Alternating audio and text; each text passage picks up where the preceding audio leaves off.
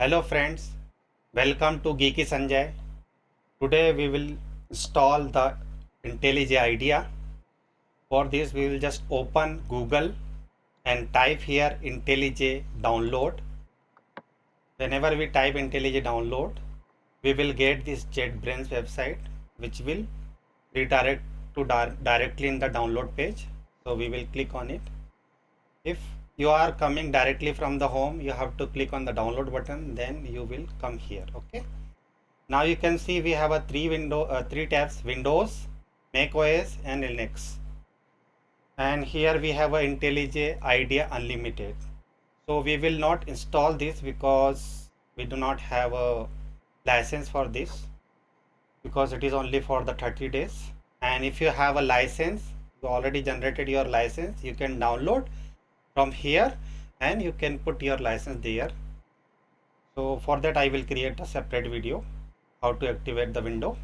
Now for free we will use this IntelliJ IDEA Community Edition, and this is free. So we will click on the download and it will download it.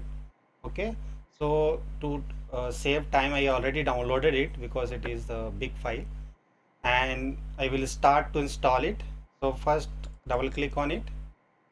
Okay, so we are installing this in the Windows 10. Okay, if you have a Windows 8, 11, the process is same, as is asking for the permission for Firefox firewall.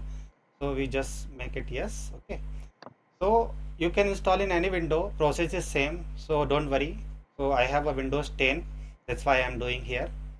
Okay, so you can see here the welcome screen there. Just click on the next. You can see destination folder which is in the C, and it is required 2.4 GB space. Okay, so just make sure that much space is there.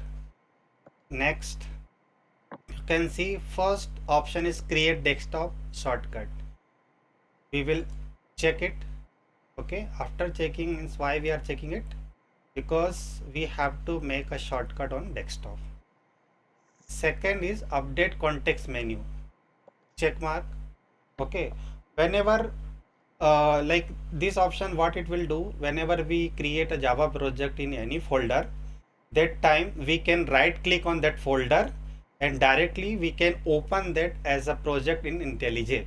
That option will be available. Okay, so that's why we are mark it.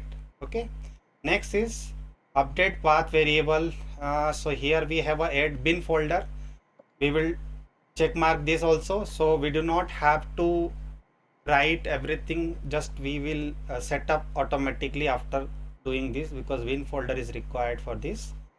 And we have a associated language like Java, Gradle, Groovy, and Kotlin. Okay, so we will just simply here select the Java. Okay, and then click on the next. Here you can see JetBrains. Simply you don't have to do anything, just install, and it is installing. So it takes some time. I will come back again after installing.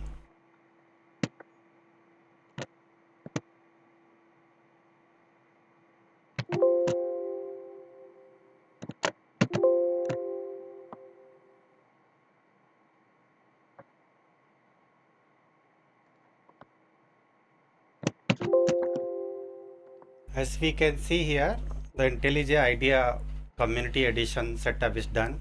So we can see two options here: reboot now and I want to manually reboot later. So my recommendation, you just simply click on the reboot now and reboot it.